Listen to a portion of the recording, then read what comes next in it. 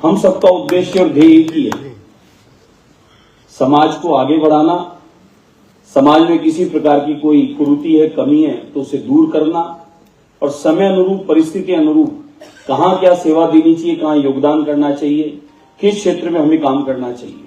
कोई अन्य संगठन कोई और काम में लगा है तो हमें किसी और कार्य को लेकर आगे बढ़ना है। अच्छी शुरुआत है, मातृशक्ति को विशेषकर आगे लाने का, उनके द्वारा जो कार्य किए जा रहे हैं उनका सम्मान करने का निरंतर विश्व परिषद काम कर रहा है। उस क्रम में आज मैंने देखा बहुत बड़ी लिस्ट है समाज के बच्चे बच्चियां देश में है कि विदेश में है, जो अपने अपने कार्य में जो आगे की ओर बढ़ रहे हैं, समाज का गौरव बढ़ा रहे हैं, उन्हें आज यह सम्मानित करके समाज पूर्णतः अपने आप का सम्मान कर रहा है। हमें बहुत कुछ करना है, हम लोगों का समय बहुत कीमती है। मेरा स्वयं का अपना एक सोच रहा है कि काम करो, आगे बढ़ो, लेकिन निरंतर करते रहो। करके बैठना स्वभाव नहीं रहा। जिस भी कार्य में रहा मैं उसके पीछे लगा रहा, उसको करता रहता हूं निरंतर का। हम सब समय को बांधकर चलें, योजना बनाकर चलें।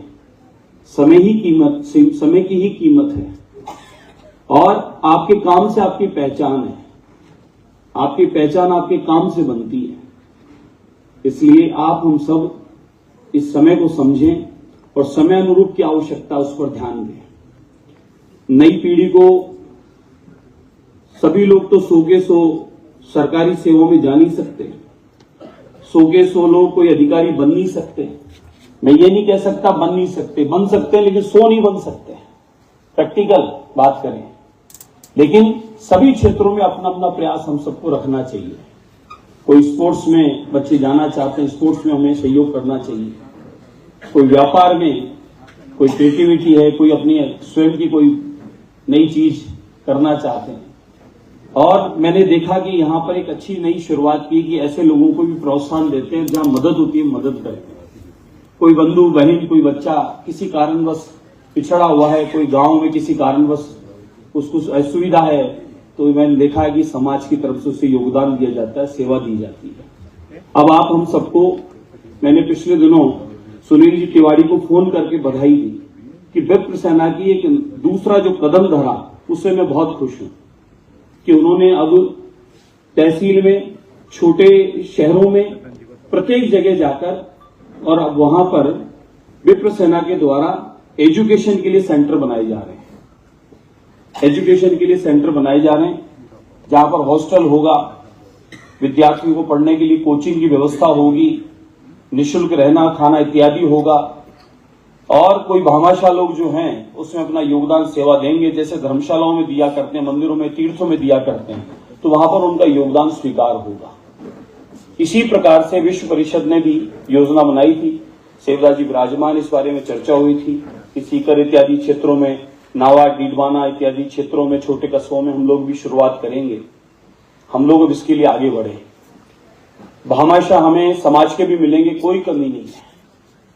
अब वो कथा बदल गई कि कहीं कोई एक दूर गांव में गरीब ब्राह्मण रहता था।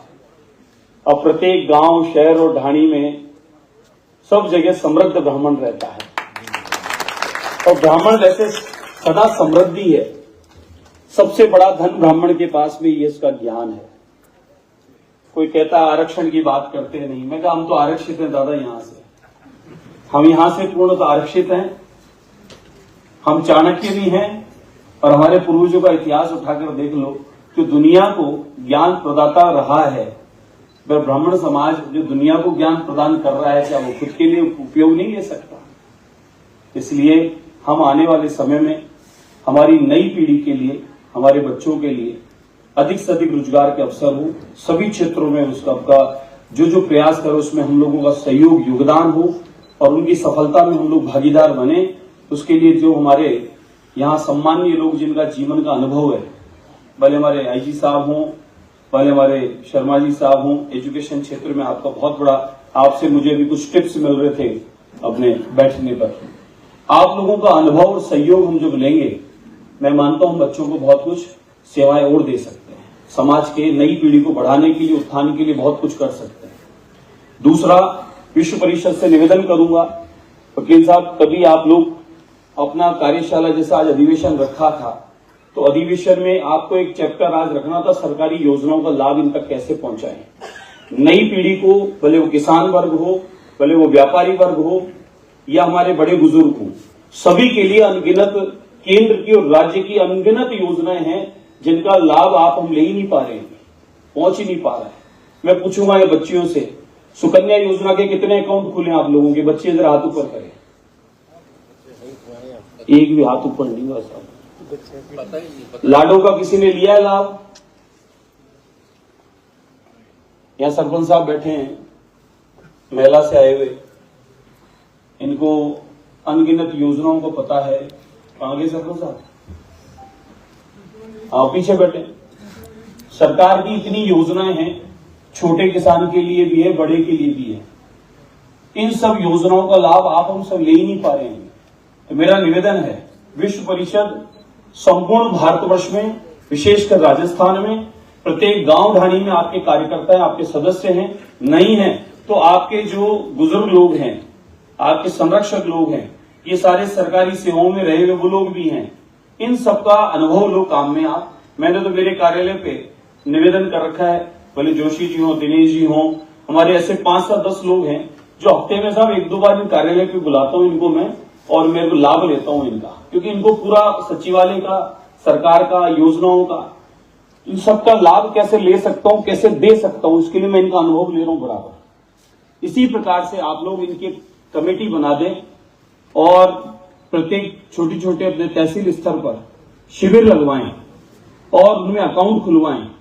पेंशन योजना से लेकर अनगिनत लाभ है, किसानों के भी हैं, युवाओं के भी हैं, बच्चियों के भी हैं, माताओं के भी, बहनों के भी हैं, छोटे उद्यमियों के लिए भी अनगिनत लोन है।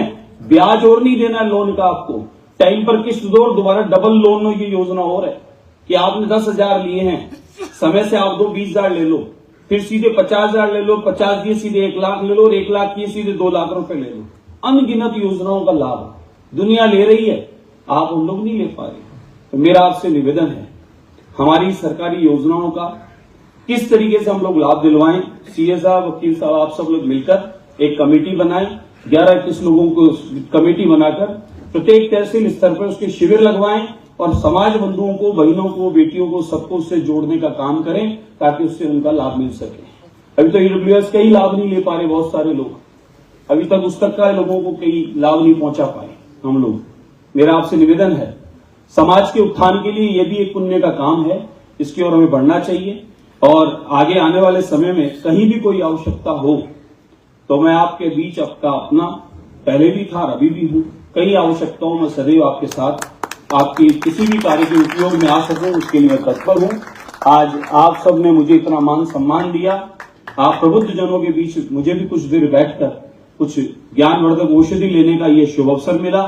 मैं पुनः विश्व परिषद की मंगल कामना करता हूं, सभी को बहुत बहुत बधाई, शुभकामनाएं, साधुवाद देता हूं। जिस प्रकार से खांडल विश्व परिषद का अभी पूरा साल भर का लेखा जोखा पूरा कार्य रखा गया, मैं देख रहा हूं कि विराट वृक्ष धीमी गति से चल रहे हैं भले, लेकिन काम जो आवश्यक है वही कर रहे हैं, और समय अनुरूप जो आवश्यकता है समाज के उत्थान के लिए उन कामों को लेकर आगे बढ़ रहे हैं। मैं सभी की मंगल कामनाएं करते हुए अपनी वाणी को विराम देता हूं। जय जय सीताराम।